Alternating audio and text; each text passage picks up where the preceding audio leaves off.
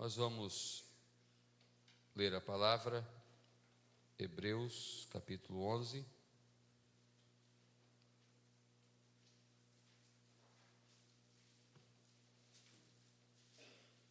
Versículos do 1 ao 6.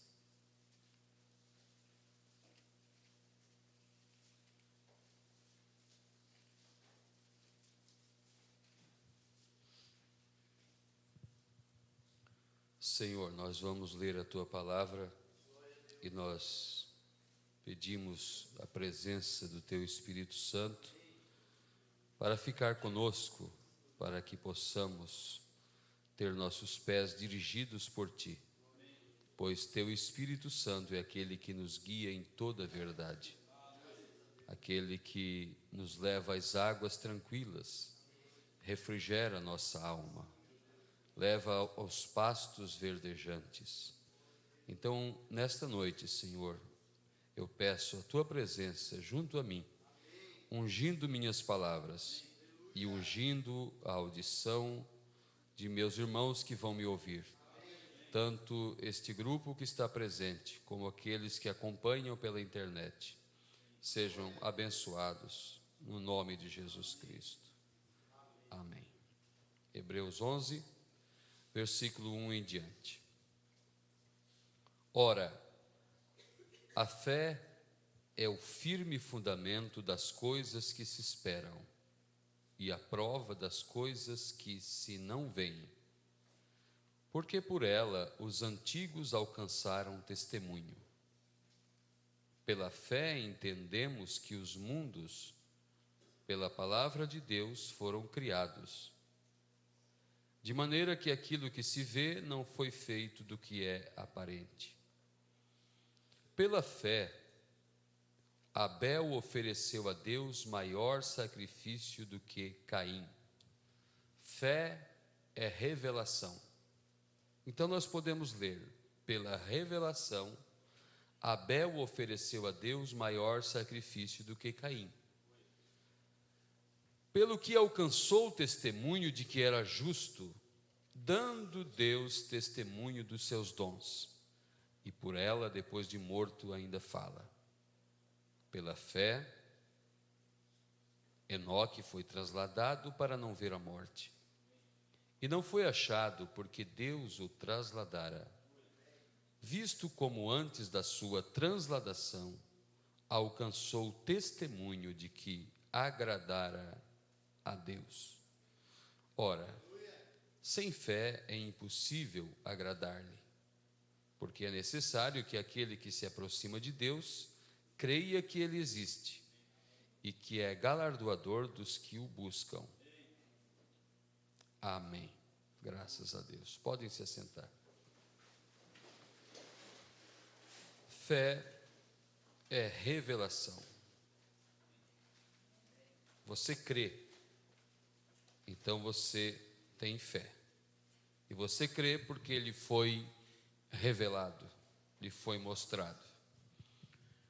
Na mensagem A Revelação de Jesus Cristo, no livro das Eras, na página 3, o profeta diz assim: a importância da revelação pelo Espírito a um verdadeiro crente jamais pode ser superenfatizada. A revelação significa mais a você do que talvez você se dê conta. Agora, eu não estou falando acerca deste livro de Apocalipse e você, porque Apocalipse quer dizer revelação. Então, eu não estou falando deste livro de revelação e você. Eu estou falando acerca de toda a revelação. Ela é tremendamente importante para a igreja. Você se recorda em Mateus 16, onde Jesus fez aos discípulos esta pergunta: quem dizeis os homens ser o Filho do Homem? E eles disseram, uns João Batista, outros Elias e outros Jeremias, ou um dos profetas. Disse-lhes ele: e vós, quem dizeis que eu sou? E Simão Pedro respondeu, disse: tu és o Cristo, o Filho de Deus vivo. E Jesus respondendo disse-lhe: bem-aventurado és tu, Simão Barjonas, Porque não te revelou a carne e o sangue, mas meu Pai que está nos céus.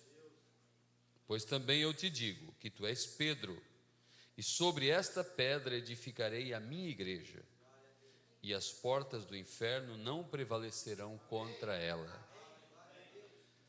Agora, os católicos romanos dizem que a igreja está edificada sobre Pedro. Pedro, tu és pedra, e sobre esta pedra edificarei a minha igreja. Ora, isso é o que dizem, que a igreja está edificada sobre Pedro. Ora, isso é realmente carnal.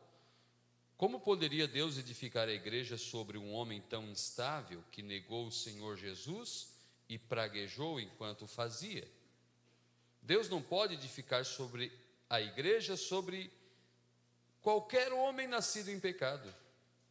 E não era alguma pedra literal situada lá, como se Deus tivesse santificado o terreno naquele lugar, sobre esta pedra. E não é como os protestantes dizem que a igreja está edificada sobre Jesus. É muito embora é sobre Jesus, mas não desta maneira. Porque diz assim: foi a revelação. Leia da maneira como está escrito: não te revelou a carne e o sangue, mas meu Pai te revelou, e sobre esta pedra, revelação. A pedra é a revelação. E sobre esta pedra edificarei a minha igreja. A igreja está edificada sobre a revelação, sobre o assim diz o Senhor. Enoque foi trasladado, porque antes da sua transladação alcançou o testemunho de que agradara a Deus. Enoque caminhou tanto com Deus, até que Deus para si o tomou. Deus o trasladara. Ele saiu caminhando um dia e não voltou mais. Ele começou a levitar e entrou em outra dimensão e sumiu. Ele despediu de sua esposa, de seus filhos, de irmão Brana, e ele não voltou mais para casa. Mas por que ele foi trasladado? A Bíblia diz: pela fé, Enoque foi trasladado para não ver a morte. Deus começou a mostrar para ele o que faria com ele. E disse, irmão Brana, o rapto é uma revelação. Está sendo mostrado, revelado para nós, e nós estamos crendo que sairemos daqui. Ir-me, eu estou pensando em partir. Não ficar aqui. Estou pensando em deixar esse mundo para trás. Enoque foi trasladado, visto que mas teve um antes da sua transladação, alcançara testemunho de que agradara a Deus. Ponto. E inicia o versículo 6. Ora, sem fé é impossível agradar a Deus. Ora, sem revelação é impossível agradar a Deus. Por revelação, Abel agradou a Deus, ofereceu a Deus maior sacrifício do que Caim. Não foi por dedicação, não foi por esforço. Esforço fez mais Caim. Só que o culto de Caim era sem revelação, sem entendimento.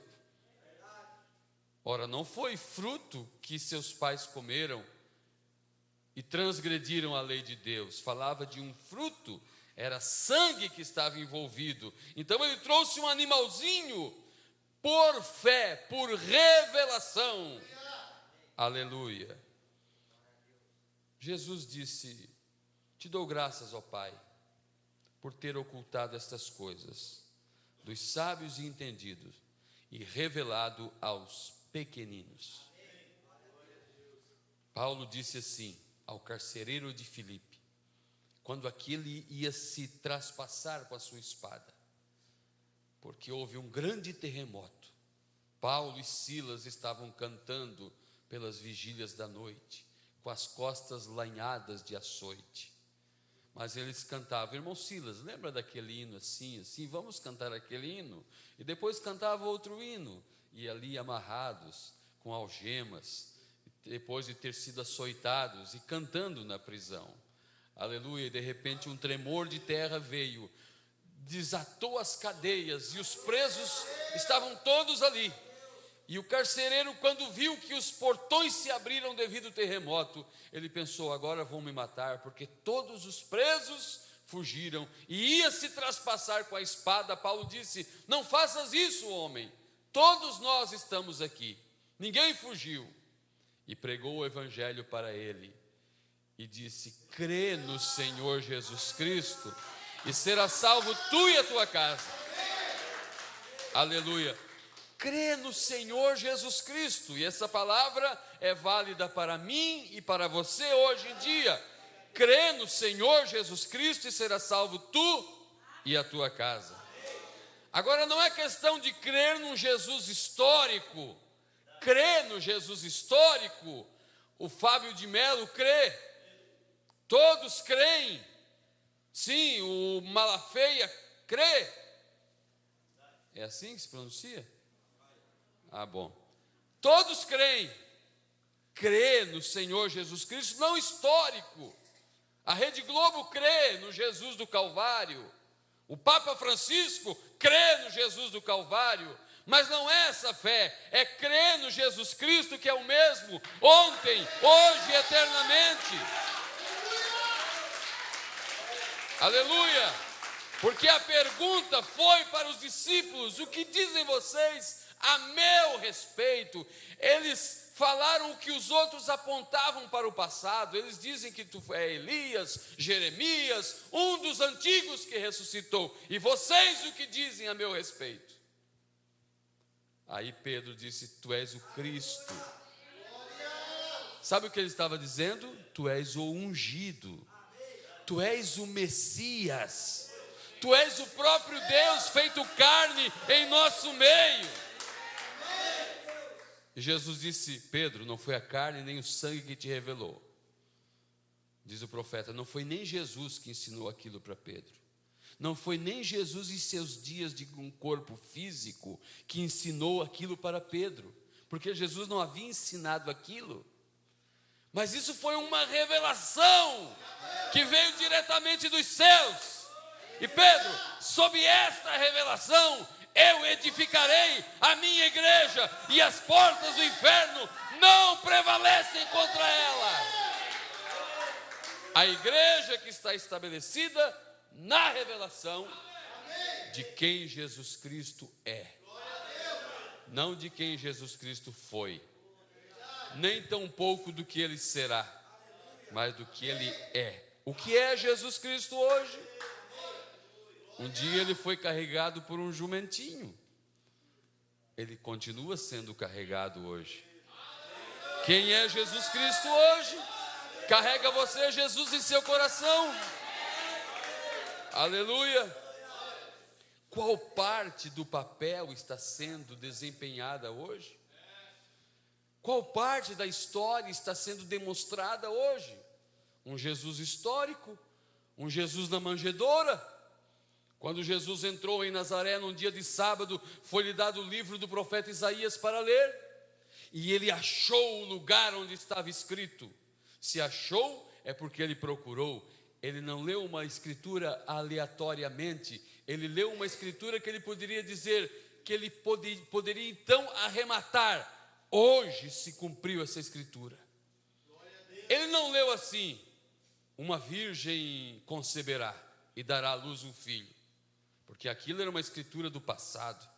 Ele não leu: e será levado como um cordeiro perante seus tosqueadores. Tudo isso estava em Isaías. Aquela escritura era para o futuro, mas ele achou o lugar onde estava escrito: o Espírito do Senhor é sobre mim, pois que me ungiu para evangelizar os pobres, curar os enfermos, apregoar o ano aceitável do Senhor. Fechou o livro e disse: hoje se cumpriu essa escritura. Nós queremos saber qual a escritura se cumpre hoje, porque a igreja de Jesus Cristo, a evidência para ela provar que é igreja de Jesus Cristo, se ela está edificada sobre a revelação. de quem Jesus Cristo é. Qual parte está sendo cumprida hoje? Por isso disse o irmão Brana, por isso as denominações fazem tanto barulho e não recebem nada. Porque não conhecem o seu novo nome. Porque ele teve suas manifestações. No parágrafo 214 da mensagem, o único lugar provido por Deus para adoração, o irmão Brana fala, a palavra revelada é a manifestação do nome de Deus. Ele veio em 3 nomes: Filho do homem, Filho de Deus, Filho de Davi. Qual ofício ele opera hoje? Temos que saber o seu nome hoje, a sua função, o seu ofício, a sua operação hoje. Você diz, não, mas isso não precisa. Aquela mulher grega, Cirofenícia, vinha clamando atrás de Jesus. Jesus, filho de Davi, tem misericórdia de mim. Ele não olhava para ela. Jesus, filho de Davi, tem misericórdia de mim. Ele não olhava para ela, porque ela estava usando um título fora de ordem. Porque ela era uma grega. Como uma grega, ela não poderia chamá-lo de filho de Davi. Filho de Davi é um título que um judeu pode usar. Por isso o ceguinho, o Bartimeu, clamou, filho de Davi! E a multidão gritava e ovacionava, e todos queriam falar com Jesus, e ele assentado à beira do caminho. Ele disse, não posso perder essa oportunidade. Jesus, filho de Davi! Jesus disse, tragam o ceguinho aqui. Aleluia! Ele, sendo um judeu, soube usar a chave certa e abriu a porta. E o que nós queremos é abrir a porta do rapto, a porta da transformação de corpos, a porta das dimensões. Porque Enoque agradou a Deus. Como que ele agradou a Deus? Por revelação. Abel agradou a Deus por revelação, Enoque por revelação, Moisés por revelação, Sara por revelação, Abraão por revelação, e nós por revelação. Aleluia! E Deus para si o tomara, Deus o trasladara para si, visto que antes da sua transladação alcançou o testemunho de que agradara a Deus. A mulher gritava, filho de Davi, tem misericórdia de mim. Gritou tanto, correu tanto, importunou tanto que os discípulos disseram, mestre, despede-a. Ela vem berrando atrás de nós. E Jesus parou, ela disse assim, Senhor! Ele olhou para ela, porque era Senhor dela. Senhor de gentil, Senhor de judeu, Senhor de grego, Senhor de italiano, Senhor de indiano, Senhor de toda a raça humana. Aleluia! Ele parou, ele disse, minha filha está terrivelmente endemoniada. Ele disse, não é lícito tomar o pão da mesa dos filhos e dar aos cachorrinhos, porque ele estava tratando somente com as ovelhas perdidas da casa de Israel. Ela era uma gentia. Depois do Calvário, ele viria aos gentios. Veio através de Paulo, veio o Evangelho. Paulo trouxe o nome de Jesus para os gentios. Aleluia! A palavra, mas ela entrou fora da hora. Por sua insistência, por sua perseverança, ela não saiu toda queixosa, dizendo, me chamou de cadela. Não, Senhor, eu sei que eu sou uma cachorrinha, em outras palavras, mas os cachorrinhos comem as migalhas que caem da mesa de seus senhores. Oh, grande é a tua fé, mulher. Vai em paz, tua filha está sarada. Aleluia! Glória a Deus. Então, desses 3 nomes, filho do homem, filho de Deus, filho de Davi, 3 ofícios que Deus usa na pessoa de Jesus Cristo, através de Jesus. Deus se manifestando através de Jesus nesses três ofícios: Filho do homem, Filho de Deus, Filho de Davi. Filho de Davi, um rei coroado. Filho de Deus, o Deus invisível, somente o Espírito. Filho do homem, Deus em carne, no ministério de profeta.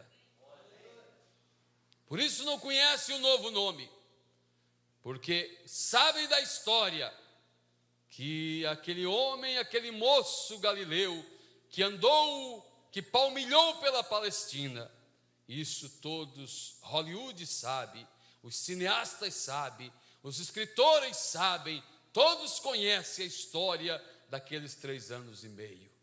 Mas ele esteve oculto no ofício de Filho de Deus por 7 eras da igreja. E através desse ofício, ele trouxe dons para a igreja, cura, ele trouxe conforto, consolação, ele esteve presente todos os dias. E como filho de Davi, ele estará com seu povo no milênio, Jesus Cristo em um corpo físico. Mas, conforme Lucas 17:30, disse Jesus, virão dias, você pode ler em Lucas 17 em sua casa depois, Jesus falando a seus discípulos, virão dias que desejarão ver um dos dias do Filho do Homem, de Deus manifestado na terra, e não verão. Mas primeiro o Filho do Homem vai ser maltratado por esta geração. Ele seria crucificado. E quando o mundo estiver como Sodoma, como Gomorra, quando o mundo estiver como nos dias antediluviano, então o Filho do Homem vai se manifestar novamente. Então, entre Filho de Deus e Filho de Davi, no entremeio, conforme as palavras do profeta, o Filho do Homem se manifestaria. E as pessoas conhecem Jesus como Filho do Homem da Palestina. As pessoas conhecem Jesus como Filho de Deus. Hoje mesmo, há multidões e aglomerações nas grandes igrejas, por todo o território nacional, em nosso continente e por todos os continentes do mundo, buscando Jesus, Filho de Deus, buscando cura, buscando solução de seus problemas, buscando em vigílias e orações. Ele continua a ser Filho de Deus. Sim, ele não deixou de ser Filho de Deus, mas ele está operando em um outro ofício agora. Porque o Filho do Homem é a palavra manifestada. E a palavra só pode ser manifestada através de um profeta. Por isso Deus usa um profeta nesse tempo para a segunda manifestação do Filho do Homem na terra. E agora o Filho do Homem está manifestado em corpos que compõem a noiva de Cristo. Amém? Nosso assunto não é propriamente as manifestações essa noite, mas estamos falando um pouquinho sobre a importância da revelação. Diga comigo, a importância da revelação. Graças a Deus. No livro de Atos dos Apóstolos, capítulo 17, se o irmão quiser baixar um pouquinho o retorno aqui, irmão, ou talvez eu esteja... Capítulo 17 do livro de Atos.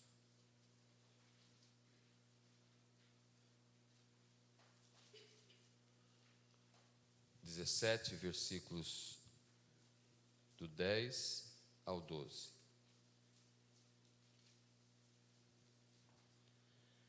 Paulo estava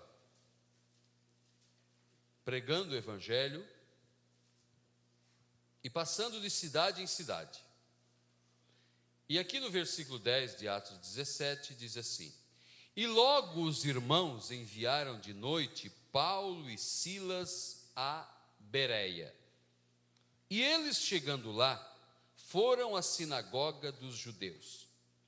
Ora, estes foram mais nobres do que os que estavam em Tessalônica, porque de bom grado receberam a palavra, examinando cada dia nas Escrituras se estas coisas eram assim.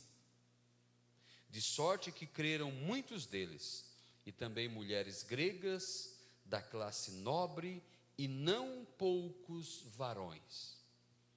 Muito bem. Paulo e Silas, passando de cidade em cidade, chegaram a Bereia. E estes de Bereia foram tidos como nobres. Por que foram tidos como nobres? Porque receberam de bom grado a palavra, ouviram de bom grado, examinando cada dia nas Escrituras, se aquilo que eles falavam realmente era assim. Eles não somente viraram suas costas, eles não somente disseram, nós já temos o suficiente, nós já cremos assim, pregamos há tantos anos dessa maneira. Não, eles foram olhar se aquilo era daquela forma. Então veja, na mensagem das eras, na página 295, e eu já li isso muitas vezes para vocês, mas é uma das chaves da revelação nesse tempo, diz assim: agora este mensageiro de Malaquias 4 e Apocalipse 10, 7, este mensageiro de Malaquias 4 e Apocalipse 10, 7, o que diz em Apocalipse 4? Ou melhor, em Malaquias 4, eis que eu vos envio o profeta Elias, antes que venha o grande e terrível dia do Senhor. Então, antes que viesse o grande e terrível dia do Senhor, a grande tribulação, o dia final, antes que viesse esse tempo, Deus enviaria o profeta Elias, conforme as Escrituras nos dizem.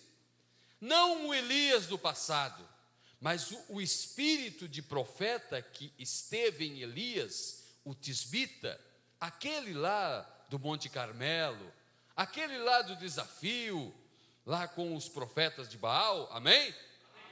Aquele espírito de Elias repousou sobre quem depois? Alto? Repousou sobre Eliseu, diz a Bíblia. Eliseu pediu, dá-me uma dupla porção de teu espírito. E o que diz em Lucas 1:17 a respeito de João Batista? E veio no espírito e na virtude de Elias. Então temos Elias, lá do Monte Carmelo, Eliseu, o sucessor de Elias, o mesmo tipo de ministério, a mesma unção, operando os mesmos sinais, com a mesma característica na pregação, pregando duramente contra as mulheres, contra casamento errado, condenando as denominações do dia, vê o que Elias fez, vê o que Eliseu fez, vê o que João Batista veio fazendo. Agora, para Apocalipse 11, aparece Moisés e Elias pregando para os 144.000. Então temos Elias mesmo, Eliseu, João Batista, e temos Moisés e Elias em Apocalipse 11, depois que a noiva é arrebatada, pregando para os 140.000 judeus que aceitarão Jesus Cristo como Salvador. Amém? Então temos 4 manifestações de Elias na terra. E Malaquias 4 fala de uma quinta, que aconteceria antes do grande e terrível dia do Senhor. Essa manifestação foi um profeta que Deus trouxe, o mesmo que aparece em Apocalipse 10, 7. Mas nos dias da voz do 7º anjo, quando tocar a sua trombeta. Por que 7º anjo? Porque houve 7 eras da igreja: Éfeso, Esmirna, Pérgamo, Tiatira, Sardes, Filadélfia, Laodiceia. Cada uma dessas eras foi uma dispensação, um período, um tempo que Deus tratou com um povo. E cada dispensação dessa, Deus trouxe um mensageiro. O primeiro foi Paulo, a primeira estrela de Apocalipse. o segundo Irineu, o terceiro Martim, o quarto Columba, o quinto Lutero, o sexto John Wesley, o sétimo William Marion Branham, restaurando a fé dos filhos aos pais, os apóstolos, o batismo em nome de Jesus, a ceia apostólica, a unidade de Deus, a semente da serpente, as eras da igreja, a revelação dos selos, 7 trombetas, 7 taças, aleluia, glória a Deus, as 5 manifestações de Elias. Elias não viu a morte, Elias foi trasladado num carro de fogo, e Elias estará pregando aos 144 mil, juntamente com Moisés, que morreu, mas Deus o ressuscitou e o levou aos céus. E diz no livro de Judas que Lúcifer batalhou com Miguel para descobrir onde estava a sepultura de Moisés, porque não o encontrava. E no monte da transfiguração aparece junto com Jesus Moisés e Elias. Aleluia. Muito bem. Agora, este mensageiro de Malaquias 4 e Apocalipse 17 fará 2 coisas. Agora, isso nós falamos mais para o povo da mensagem, que estão mais familiarizados, né? Muito embora aproveitamos esses pontos para elucidar algumas escrituras para algum visitante, né? Este mensageiro de Malaquias 4 e Apocalipse 10 fará 2 coisas. Qual é a primeira coisa? Primeiro, conforme Malaquias 4, ele converterá os corações dos filhos aos pais. Nós, filhos da igreja primitiva, nós, filhos dos mensageiros das eras, ele converteria os nossos corações à fé de nossos pais, os apóstolos, a fé de Pedro, de Paulo, de Tiago, de André, de Filipe, amém? Conforme eles batizaram, os filhos batizariam novamente.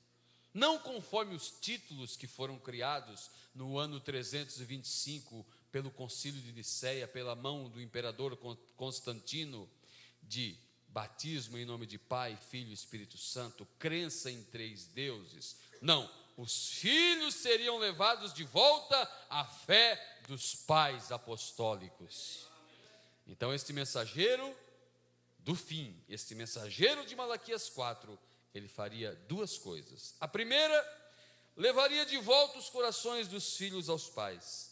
Segunda coisa, ele revelará os mistérios dos 7 trovões em Apocalipse 10, os quais são as revelações contidas nos 7 selos.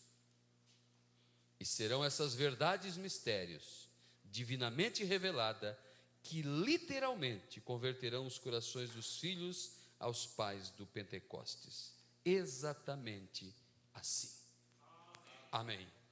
Agora, nós que viemos para a mensagem, nós fomos atraídos, nós que eu digo, os primitivos, os primeiros lá dos anos 70, anos 80, por causa do batismo vieram, devido à clareza da restauração da doutrina, e por muitos anos esta mensagem caminhou, restaurando, reedificando essas doutrinas que foram deixadas através das eras denominacionais.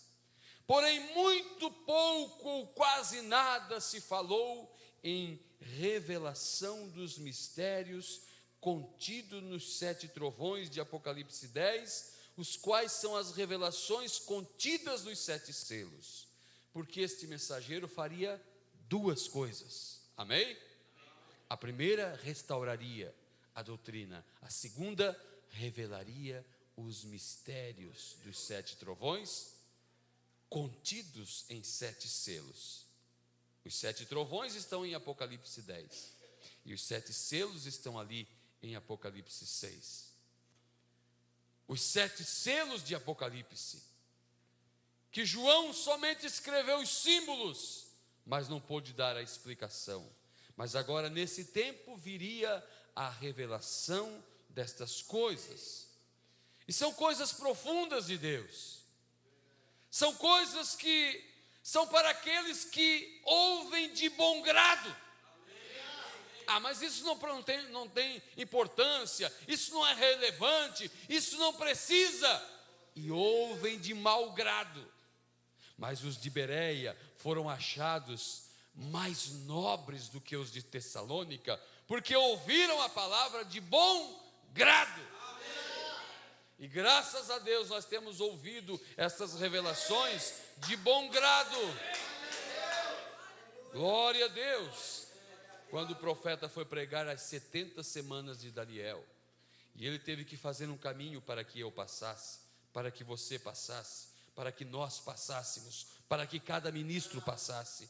E ele estudou livros e livros e reveu a história, e através de revelação que Deus lhe dava, ele pôde sincronizar a história pelas lunetas da revelação. E ele leu tanto que seus olhos incharam. E sua esposa Meda disse assim: Billy, essas coisas são tão complicadas. Você acha que nosso povo, nossa gente simples, vai entender isso? Ele disse: Meda, o Espírito Santo achará uma maneira para que eles entendam. Quer Bíblia para isso? Porque eu escondi dos sábios e entendidos e revelei aos pequeninos. Aleluia! Na mensagem Os Ungidos dos Últimos Dias, o profeta diz assim: talvez eu não fale declaradamente, mas o Espírito Santo revelará especialmente ao eleito. Na mensagem Eventos Modernos, esclarecido por profecia, ele disse: o Espírito Santo revelará para o eleito, para aquele que está nas pontas dos pés, observando as coisas. Por que eu estou falando disso essa noite? Porque estamos falando da importância da revelação. A revelação significa mais para você do que talvez você se dê conta. O que são esses trovões? É a voz de Deus. A voz de Deus sempre na Bíblia é comparada com trovões. E a voz de Deus estava retida com 7 selos na Bíblia. Como que esses 7 selos estavam na Bíblia? Estavam colocados ali, não como um selo que um homem coloca numa carta, e aquele selo o impede de abri-la. Somente o destinatário pode abrir, somente a empresa final pode abrir aquele lacre daquele caminhão. Está lacrada aquela carga. Também Deus colocou coisas na Bíblia e deixou selada. Os selos era a maneira que estava escrito. Até mesmo a colocação, porque disse o profeta, o Apocalipse está fora de ordem.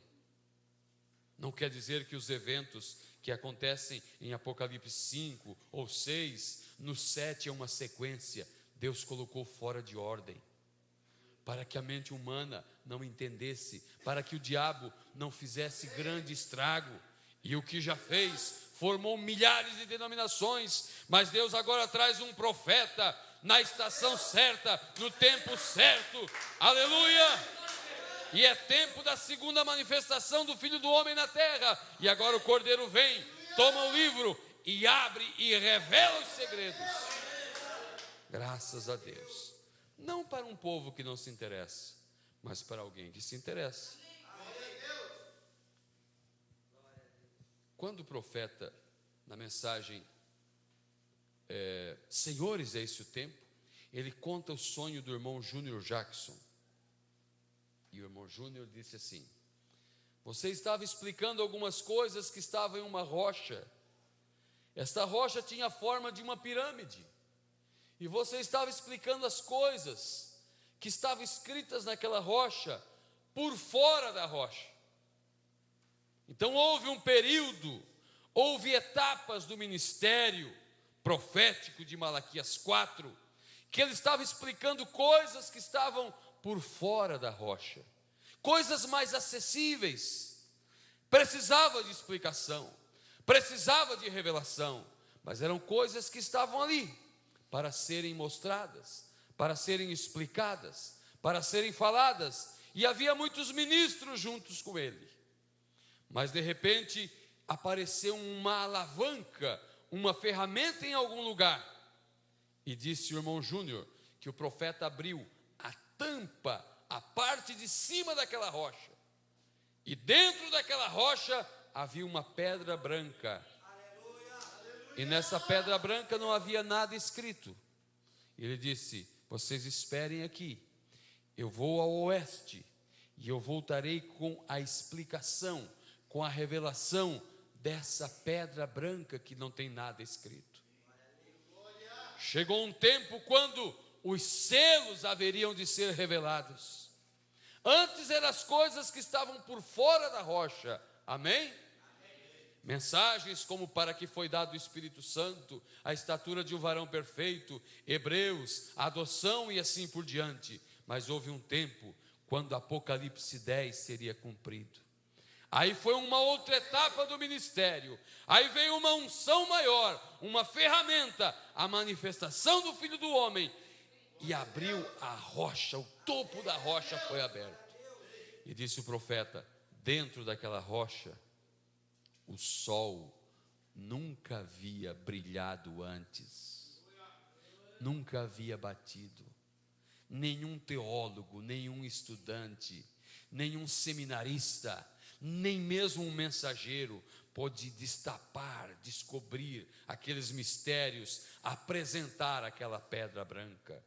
A revelação do sétimo selo, a revelação das trombetas, amém? Mas, diz o irmão Júnior Jackson no sonho, que o irmão Branham foi ficando pequeno e pequeno sobre as montanhas, e houve um desinteresse, o ponto que eu quero chegar, houve um desinteresse dos ministros que estavam ali, para ouvir a sua volta, para ver, esperar a sua volta, e ouvir a explicação daquela pedra que não havia nada escrito nela.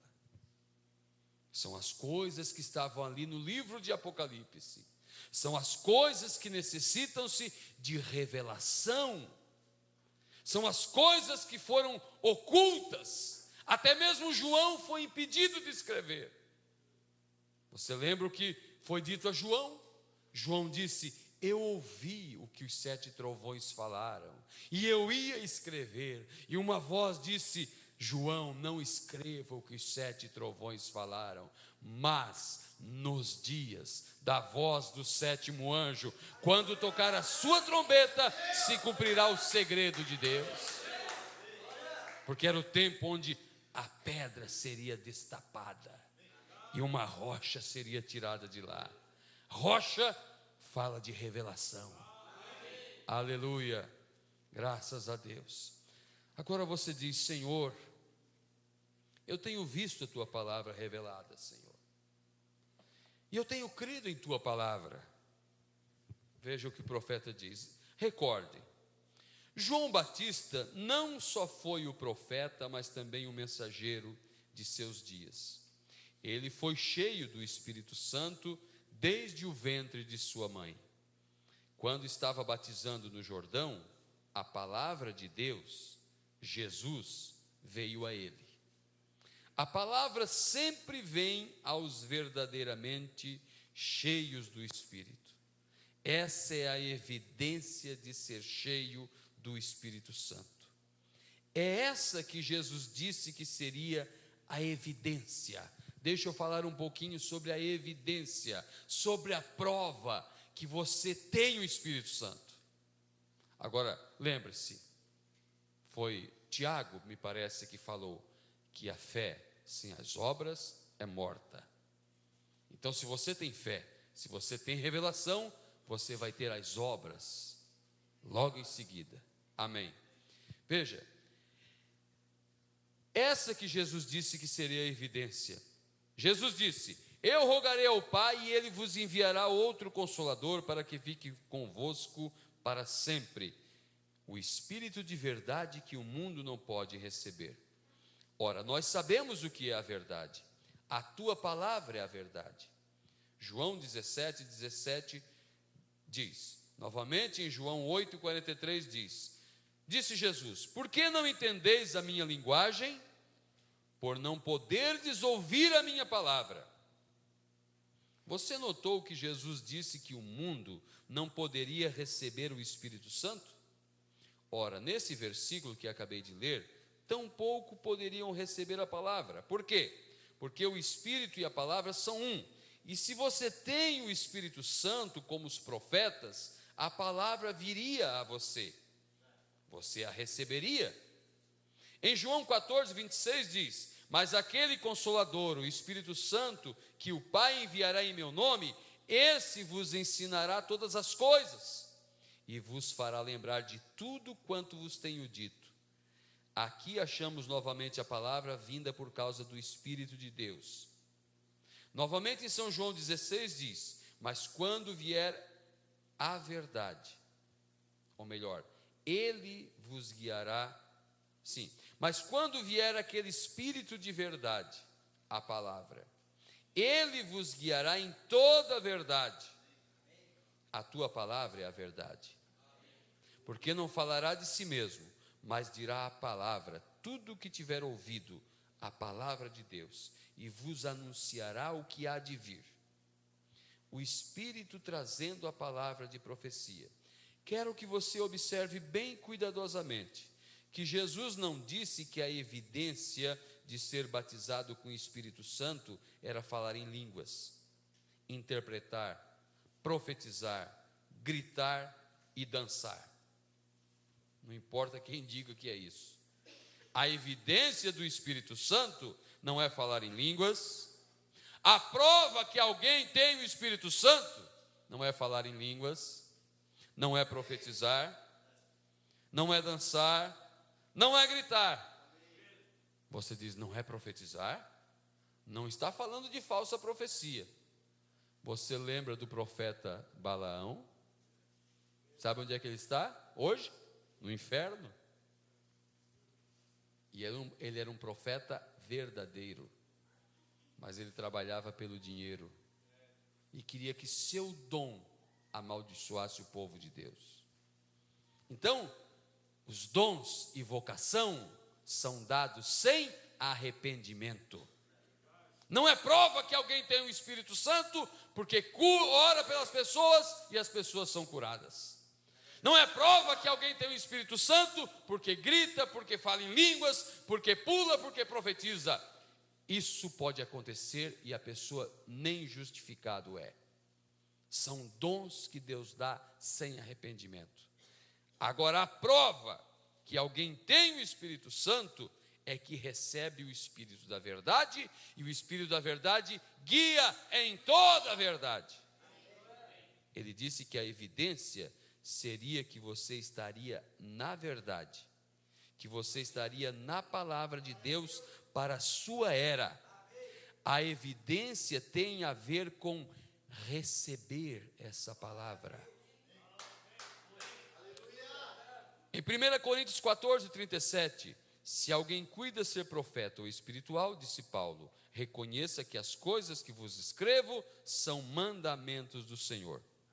Agora veja isso, a prova do Espírito estar habitando interiormente era reconhecer e seguir o que o profeta Paulo, o profeta de Deus, dava para a sua era. Enquanto punha a igreja em ordem, Paulo teve que dizer àqueles que pretendiam ter alguma revelação, porventura saiu dentre vós a palavra de Deus, ou veio ela somente para vós? A evidência de um cristão cheio do Espírito não é produzir a verdade, a palavra, mas receber a verdade, a palavra, crê-la e obedecê-la. Amém? Aleluia. Agora deixa eu animar vocês mais. Aqui também estava a resposta para Mateus 7:21. Nem todo que me diz Senhor, Senhor entrará no reino dos céus, mas aquele que faz a vontade de meu Pai.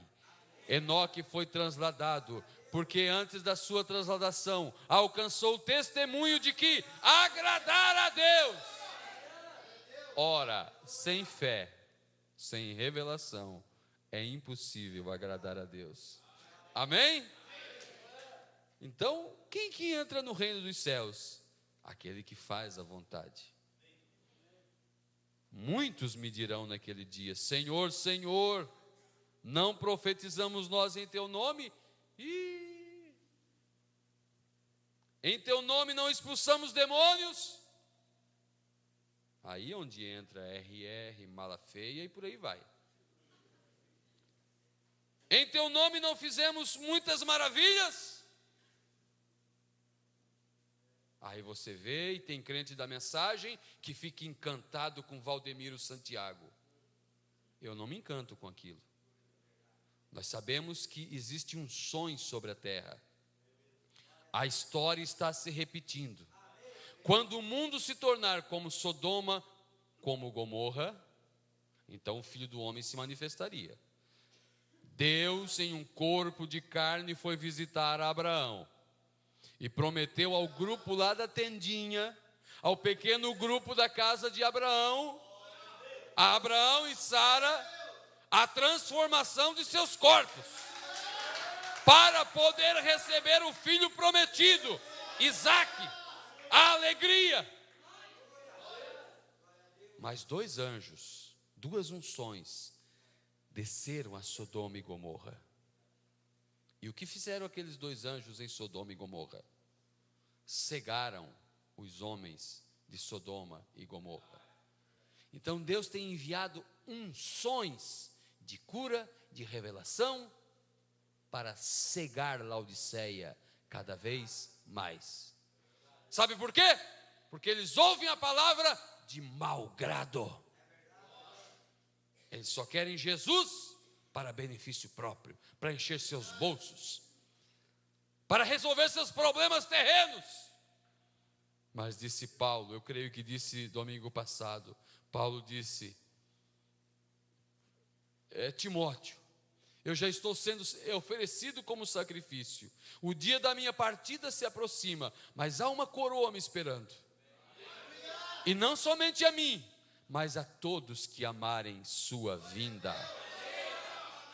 E para amar sua vinda, tem que amar o alarido. Porque a vinda começa com alarido. Porque o mesmo Senhor descerá do céu com alarido. Aleluia. Aquele que faz a vontade de meu Pai. Senhor, Senhor, em teu nome não expulsamos demônios, em teu nome não fizemos muitas maravilhas. Muitas maravilhas. E então lhes direi abertamente: nunca vos conheci. Ele só conhece aqueles que tomam o seu nome, aqueles que são da sua família, aqueles que fazem a sua vontade, aqueles que aceitam a sua palavra revelada em seu dia, aqueles que recebem um novo nome. Aleluia. Nunca vos conheci. Apartai-vos de mim, vocês que praticaram a iniquidade. Jesus não nega que eles fizeram maravilhas, que somente o Espírito Santo pode realizar por meio de homens. Porém, ele realmente negou tê-los conhecido algum dia. Salmo 68, versículo 18. Ele subiu ao alto, levando cativo o cativeiro, levando junto com ele o paraíso onde estava Abraão, Sara, Daniel e os santos do Velho Testamento. Ele subiu ao alto, levando cativo o cativeiro, e deu dons aos homens, até mesmo aos rebeldes. Até aos rebeldes. A chuva cai sobre o trigo, sobre o abrolho, sobre o joio, sobre o cardo, sobre a erva daninha, e todos são beneficiados com a chuva, que também beneficia o trigo. Nós cremos em Jesus curador. Nós cremos no dom do Espírito Santo. Quando estamos alegres, nós podemos pular, nós podemos gritar, se nós podemos falar em línguas, nós cremos, mas isso não é o carro-chefe. Não, isso são dons que Deus pode entregar à igreja. O verdadeiro dom é Jesus Cristo, e Jesus Cristo é a sua palavra. Veja, estes não eram apóstatas, eram ímpios e renegados, réprobos. Estes eram semente de Satanás, nunca os conheci. E aí está, não se pode sustentar que a manifestação seja a evidência de ser nascido do Espírito, ser cheio do Espírito. Não, senhor. Eu admitirei que a verdadeira manifestação é a evidência do Espírito Santo fazendo proezas, porém não é a evidência de um indivíduo ser cheio do Espírito, mesmo que esse indivíduo tenha abundância dessas manifestações. Foi curado, oraram e curaram, foi Jesus que curou. Falaram uma profecia, aconteceu, foi Deus que falou. Não importa se foi pela boca de Balaão. A manifestação é do Espírito Santo, mas não é a prova que o vaso está cheio. E aí está, não se pode sustentar, mesmo que esse indivíduo tenha abundância dessas manifestações. A evidência de receber o Espírito Santo hoje é exatamente a mesma que foi nos dias de nosso Senhor. É receber a palavra da verdade para o dia em que você vive. Jesus realmente nunca enfatizou a importância das obras, como ele fez com a palavra. Ele sabia que se as pessoas recebessem a palavra, as obras seguiriam. Isso é Bíblia. Aleluia. Nós estamos indo para o final. Eu quero ler uma escritura que me chamou muito a atenção. Mateus capítulo 13. E você vai ver a tua importância, você vai ver o teu valor, você vai ver o quanto Deus te coloca em um lugar de destaque, por crer em sua palavra, por ser um predestinado, por ser um escolhido para ver essas coisas. Mateus capítulo 13, nós vamos ler onde Jesus fala a parábola do semeador.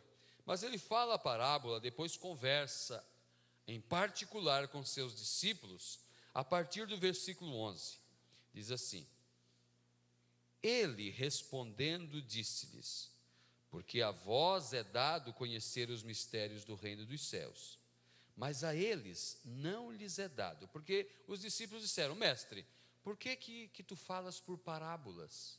Fala abertamente, que todos vão entender. Aí ele começa a dizer: não, eu falo por parábolas, porque a vocês é dado conhecer os mistérios do reino dos céus, mas a eles não lhes é dado, porque aquele que tem se dará, e terá em abundância, mas aquele que não tem, até aquilo que tem lhe será tirado. Por isso lhes falo por parábolas, porque eles vendo, não veem, e ouvindo, não ouvem, nem compreendem. E neles se cumpre a profecia de Isaías, que diz: ouvindo ouvireis, mas não compreendereis, e vendo vereis, mas não percebereis, porque o coração deste povo está endurecido, e ouviram de mau grado com seus ouvidos, e fecharam seus olhos, para que não vejam com os olhos, e ouçam com os ouvidos, e compreendam com o coração, e se convertam e eu os cure. Mas bem-aventurados os vossos olhos, porque veem, e os vossos ouvidos, porque ouvem. Porque em verdade vos digo, que muitos profetas e justos desejaram ver o que vós vedes, e não ouviram, e ouvir o que vós ouvis, e não ouviram. Aleluia! Agora, essa passagem está também em Marcos capítulo 4, você quer ler ali? Isso realmente é só para quem crê na palavra. Marcos capítulo 4, versículo 10. Diz assim, a mesma passagem, escrita um pouquinho diferente pelo evangelista Marcos. versículo 10 do capítulo 4. E quando se achou só, os que estavam junto dele com os 12 interrogaram-no acerca da parábola. E ele disse-lhes: a vós vos é dado saber os mistérios do reino de Deus, mas aos que estão de fora, todas essas coisas se dizem por parábolas, para que, vendo, vejam e não percebam, e ouvindo, ouçam e não entendam, para que se não convertam e lhes não sejam perdoados os pecados.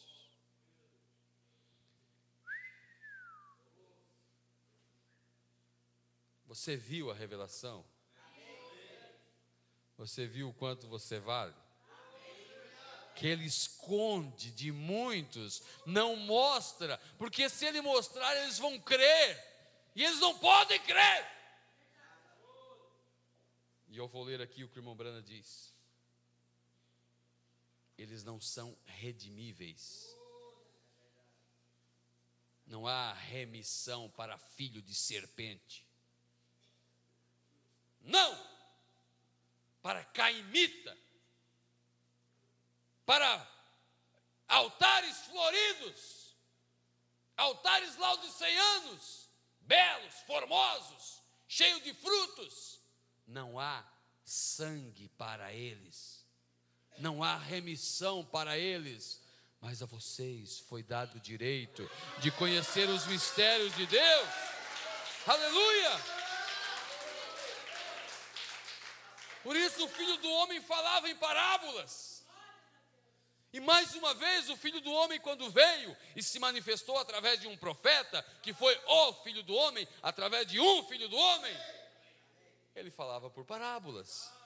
Havia um fazendeiro que pegou um ovo de águia e colocou junto da galinha, e aquele ovo de águia chocou ali no galinheiro, mas um dia a mãe águia lembrou que tinha posto alguns números de ovos, que havia um perdido, estava na jogatina, estava na denominação, estava em algum lugar, e a mãe águia, a palavra, saiu procurando, aleluia, e sobrevoou alguns lugares, e achou a águiazinha num galinheiro denominacional, fazendo festa com umas minhoquinhas, com a dupla sertaneja de calça jeans apertada, que vinha de algum lugar, ter um louvorzão, comendo essa minhoquinha, uma águia, era o alimento que davam para ela, mas a mãe águia, a palavra, sobrevoou sobre o galinheiro, e disse: sai dela, povo meu,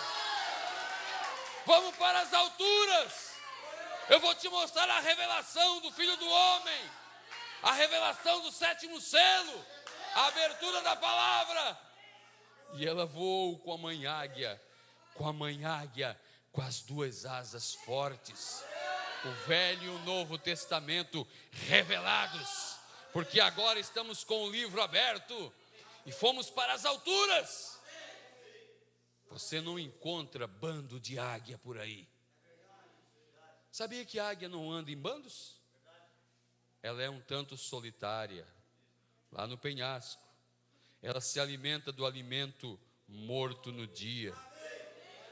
Ela não vai comer um alimento de ontem, um alimento denominacional, podre, luterano, carismático, wesleyano, assembleiano, seja o que for. Ela traz o alimento no dia.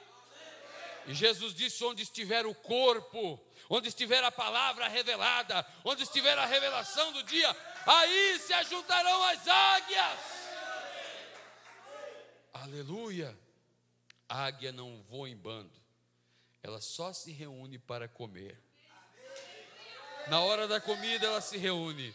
Por isso disse Davi: alegrei-me quando me disseram: vamos à casa do Senhor. Aleluia. Por isso o Filho do Homem veio falando por parábolas. Ele falava assim: havia um mecânico que queria fazer um carro Chevrolet funcionar, mas ele batalhou o dia inteiro, com toda a experiência que ele tinha em esse ofício de mecânico, e ele não conseguia fazer aquele motor funcionar. Estava todo suado, todo engraxado por ali, e chegou um homem de terno, e disse: posso lhe dar uma opinião? Ele olhou o homem de terno e disse: bom, esse almofadinho aí não deve entender nada de mecânica, mas tudo bem. Você liga aquele cabo com aquele outro, e você liga Lucas 17:30 com Apocalipse 10. Você liga Atos 2:38 com Mateus 28:19. E você começa a ligar esses cabos. Você liga esses cabos, e o homem ligou os cabos e o motor funcionou. Ele disse: Senhor, quem você é? O dono de alguma grande oficina em alguma cidade por aqui? Não, eu sou um engenheiro da Chevrolet. Eu criei esse carro. Era o Filho do Homem falando por parábolas, dizendo que o autor do livro, estava ali, abrindo o livro, fazendo as coisas funcionarem novamente. Aleluia! O Filho do Homem, mais uma vez falando por parábolas. As pessoas ouvem e dizem: é muito chato ler essas mensagens, é muito entediante. Mas para nós começamos a ler e vimos Deus falando através de lábios humanos na terra. Aleluia! Agora vamos aqui na mensagem, duas mensagens para encerrar. Mensagem, perguntas e respostas sobre os selos, parágrafo 330. Veja, Jesus era a tônica de tudo, porque ele era Deus, Emanuel feito carne. Agora veja, este companheiro Jesus, você sabia que quando ele veio à terra, não houve, eu acho, 1/10 do mundo que soube que ele estava aqui? Você sabe que quando aquele precursor, João Batista, veio, quando todas as montanhas e coisas aconteceriam, ali não havia nenhum 1/10 da população de Israel, eu creio, que soube que aquilo estava acontecendo. João Batista, Malaquias 3 se cumprindo, o que veio adiante do Messias, cortando os montes, aplanando o caminho, cobrindo os vales, nem 1/100 de Israel soube. Ora, ali havia judeus e coisas e pessoas de todo o mundo. Agora recordem, Jesus veio para testemunhar como Salvador do mundo. É isso correto? Ora, ali havia simplesmente pessoas, após pessoas, após pessoas, após raças, após pessoas que nunca nem mesmo souberam nada sobre aquilo. Seguiram em frente exatamente como se o mundo nada soubesse a respeito daquilo. Mas o tempo todo aquilo estava acontecendo no mundo. Vem? Por que ele não os deixou saber? Ele veio, e aqueles que estavam predestinados para a vida eterna foram aqueles que receberam Jesus. Não faria nenhum efeito dizer coisa alguma para o restante deles, porque ele não poderia redimi-los, porque eles não eram nem mesmo redimíveis.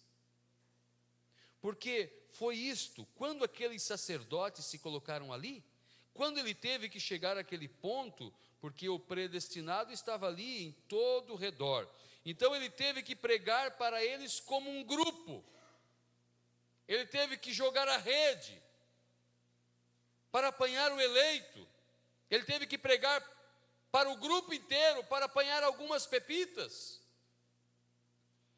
E os grandes sábios que deveriam ter lhe conhecido disseram: este homem é Beelzebu, nós não deixaremos que este homem nos dê ordens e coisas mais, nós não faremos isto. Mas uma prostitutazinha, com a vida em si, predestinada para a vida eterna, e seu nome está imortalmente na palavra de Deus aqui, se aproximou dele, e a primeira vez que aquela luz atingiu aquela sementinha, rapidamente ela creu. Aleluia.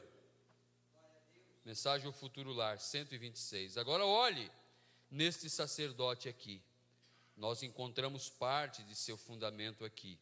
Sua vida pregressa, de trás dele, o grande sacerdote, sua predestinação aqui atrás, é pecaminosa. ele está no inferno aqui embaixo. Agora, esta pequena parte aqui parece como um quadro negro, o qual representa a sua pureza. Ele era um sacerdote. Então, o que o profeta está dizendo? Ali parado no templo está o sacerdote, um homem com uma vida pura, limpa, uma vida honrada, uma vida irrepreensível. Porém, a sua representação não vem do céu. Ele não veio de Deus e vai voltar para Deus. Ele tem a sua representação no inferno. Agora, ele era um homem honrado, isso representa aquilo. Ele tinha que ser um bom homem, ou ele não poderia ser um sacerdote. Mas vê você como ele obtém isso? Com ensinamento intelectual. Então ele tem ensinamento intelectual e ele tem uma religião intelectual, mental. Não faz isso, não faz aquilo, não faz aquilo outro. Agora, uma pequena mulher, sua primeira vida aqui em cima, agora, ela era uma prostituta. Ela estava lançada a se perder.